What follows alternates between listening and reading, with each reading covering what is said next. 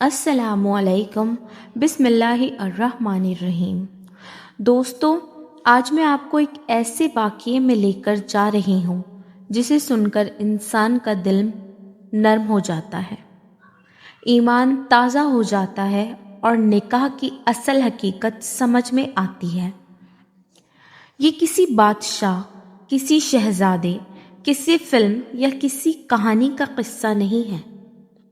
یہ انسانیت کی سب سے پہلے باپ حضرت آدم علیہ السلام اور ہم سب کی ماں اماں حوا علیہ السلام کا مقدس واقعہ ہے۔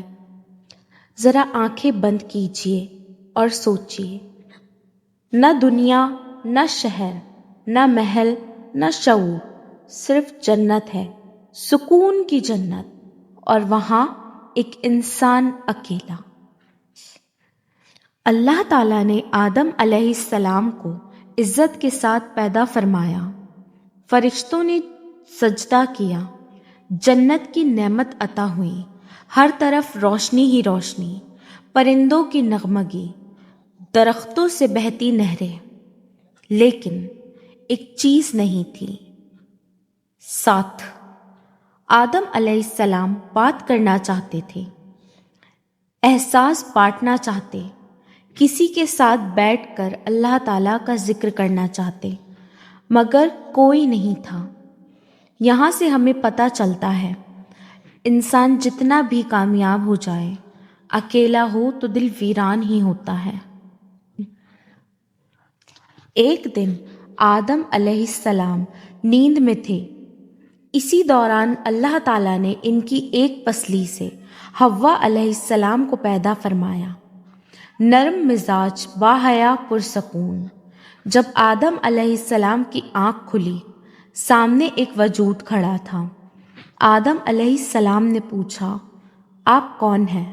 جواب آیا، میں حوا ہوں، آپ کے لیے بنائی گئی ہوں تاکہ آپ کو سکون ملے۔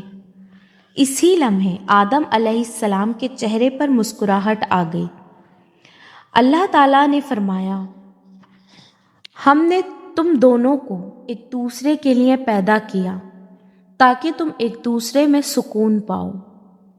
اب یہاں ایک نکتہ سمجھیں، اللہ تعالیٰ چاہتے تو کہہ دیتے، رہو ساتھ، کوئی رسم نہیں، لیکن نہیں، اسلام نے ہمیں سکھایا، رشتہ تبھی مکمل ہے جب اللہ تعالیٰ کے نام پر جوڑا جائے۔ لہٰذا اللہ تعالیٰ نے فرشتوں کو بلایا، سب جمع ہو گئے، نورانی صفیں بن گئیں، فرمایا، اے آدم، میں حوا کو تمہارے نکاح میں دیتا ہوں اپنی رضا کے ساتھ۔ یوں پہلا نکاح ہوا، پہلی دعا پڑی گئی، پہلا گھرانہ بنا۔ یہاں ہمیں سبق ملتا ہے، نکاح اللہ کی عبادت ہے، محبت نکاح کے بعد برکت بنتی ہے، حلال راستہ ہی سکون دیتا ہے۔ نکاح کے بعد زندگی آسان نہیں، اللہ نے دونوں کو سمجھایا، برداشت کرنا، ناگواری پر صبر کرنا، غلطی ہو جائے معاف کرنا، یہی نکاح کی اصل روح ہے۔ آج ہم ذرا سی بات پر رشتہ توڑ دیتے ہیں، حالانکہ پہلے نکاح ہمیں سمجھاتا ہے، ساتھ چھوڑنا نہیں، ساتھ نبھانا ہے۔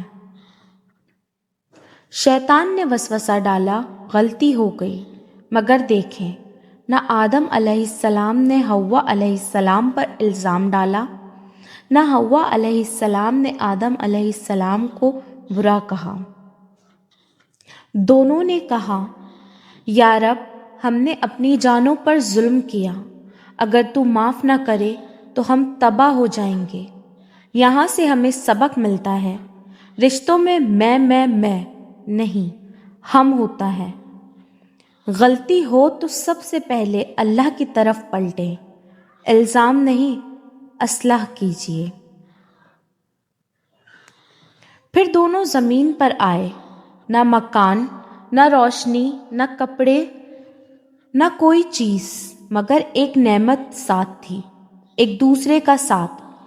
آدم علیہ السلام محنت کرنے والے، حوا علیہ السلام حوصلہ دینے والی۔ یوں انسانیت کی شروعات ہوئی۔